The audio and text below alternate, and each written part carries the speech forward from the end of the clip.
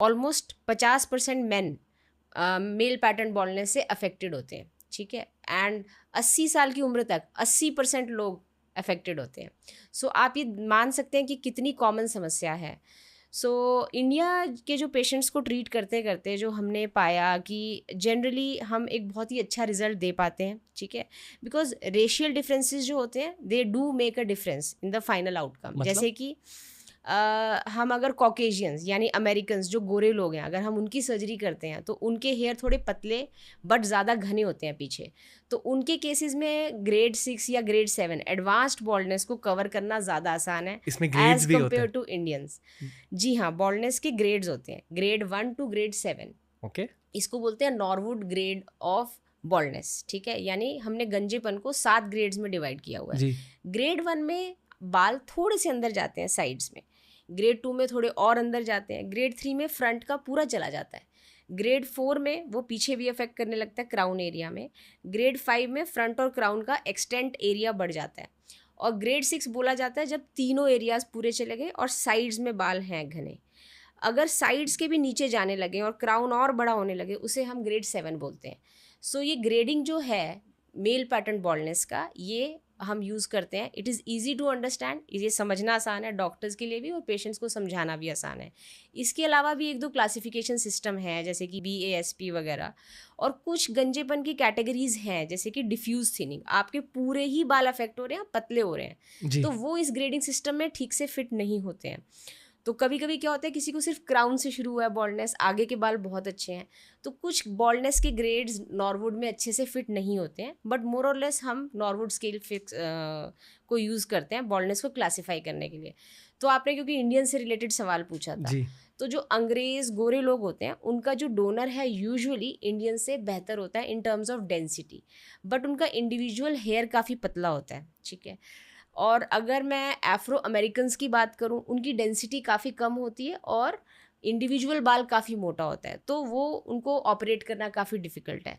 तो इंडियंस में हमने पाया कि generally donor is moderate, not excellent like Caucasians, but we can give very good results अगर हम मेहनत से काम करें, ध्यान से काम करें, केस सही सिलेक्ट करें, ठीक है। कभी कभी क्या होता है कि आजकल बाल झड़ने लगते हैं, लोग तभी आने लगते हैं कि ट्रांसप्लांट कर दो, तो उनको ये समझना ज़रूरी है कि ट्रांसप्लांट बाल झड़ने का इलाज नहीं है जी।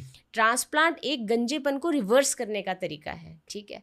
तो वो एक बहुत बड़ी मिथ है जो लोग धीरे धीरे समझ रहे हैं, अवेयर हो रहे हैं, क्योंकि आजकल सब लोग पढ़ाई कर रहे हैं और ये लोग समझ रहे हैं। लोग ये भी आते हैं कि बॉल्डनेस अभी शुरू भी नहीं हुआ बट मेरे पापा को है बॉल्डनेस, तो आप मेरा ट्रांसप्लांट अभी से कर दो। तो मैं ये कहना चाह रही थी, there is nothing like preventive hair transplant, ठीक है। ट्रांसप्लांट तभी करना चाहिए जब एक पर्टिकुलर एरिया आपके स्कैल्प के ऊपर 70 to 100% खाली हो गया हो, ठीक है। सो ये एक case selection and area selection is very important. हर मरीज़ के लिए ये चीज़ जानना बहुत ज़रूरी है कि हमको किस एरिया में बाल करवाने चाहिए और किस एरिया को हमने अभी छूना भी नहीं चाहिए। जी। बिकॉज सर्जरी करने से क्या होता है कि जहाँ पे बाल पतले हो चुके हैं वो भी डैमेज हो सकते हैं, ठीक है।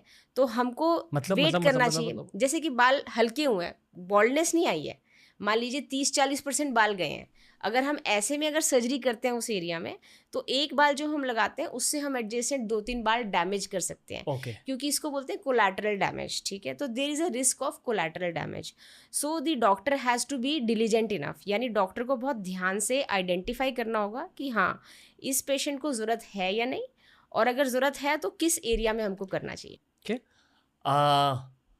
थोड़े रिलेटेबल सवाल अब पूछूंगा आपसे। जी।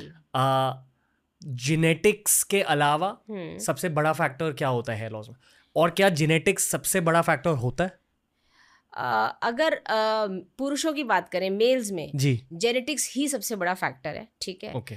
80% में मैं बोलूँगी जेनेटिक्स ही फैक्टर है जिस वजह से उनको गंजेपन का सामना करना पड़ता है, यानी ठीक कि है। अगर आपके पापा या आपके मामा को मामा की गंजापन का सामना करना पड़ रहा है, हाँ। आपको भी करना पड़ेगा। जी जी जी, ज़रूरी नहीं है कि करना पड़ेगा, बट 80% केसेस में ये पाया गया है कि फैमिली हिस्ट्री पॉजिटिव होती है। 20% केसेस में बिना फैमिली हिस्ट्री के भी उनके जेनेटिक चेंजेस म्यूटेशंस के कारण उनमें भी बॉल्डनेस आ सकती है, ठीक है। तो ये मेल्स में तो ये हो गया।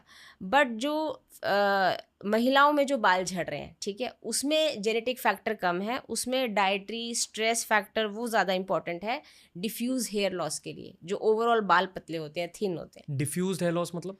डिफ्यूज़ मतलब जो बड़े एरिया को अफेक्ट करे, पूरे बड़े एरिया को, मतलब हेयर लाइन शिफ्ट नहीं हो रही, कोई बॉल्डनेस का पैच क्रिएट नहीं हो रहा है, ठीक है, और कहीं पे कोई गंजापन नहीं दिख रहा है, बट ओवरऑल बाल पतले हो गए हैं। यानी कि तकिए पर बाल, बाथरूम में बाल, जी, हर जगह। वो जी। काफी सारे बंदों को भी ये पता है गर्ल्स के हेयर लॉस के बारे में। जी कि मिल जाते हैं बाल। जी जी जी जी। पर ओके, आपसे ये पूछना चाहूंगा मैं कि इतने सारे केसेस को सॉल्व करने के बाद, स्पेशली जब हम मेल्स की बातें करें, अपने मेल इनसिक्योरिटी के बारे में क्या सीखा है? मेल इनसिक्योरिटी के बारे में मैंने ये सीखा है कि जैसे कोई भी आज की डेट में कोई भी किसी अपने करियर में है, स्टूडेंट है या कहीं भी जॉब करते हैं, तो उनका सेल्फ कॉन्फिडेंस बहुत इंपॉर्टेंट होता है in their career performance, in their job performance. So when the self confidence reflects when they talk to someone, so a person can focus on facial emotions. हम चेहरे के इमोशंस पे कब focus कर सकते हैं? जब आपका हेयर लाइन हो ऊपर और साइड फ्रेमिंग हो। सो बेसिकली जो बाल हैं वो हमारे फेस को फ्रेमिंग देते हैं, एक टॉप फ्रेमिंग, एक साइड फ्रेमिंग। तो जब वो फ्रेमिंग चली जाती है तो आप मान लीजिए कोई स्पीच दे रहे हैं या फिर आप एक बड़े से ग्रुप को एड्रेस कर रहे हैं, तो there is some part of your brain, एक आपके माइंड का एक पार्ट है जो कंटिन्यूसली ये सोचता रहेगा कि अरे मेरा हेयर लाइन नहीं है, हेयर लाइन नहीं है।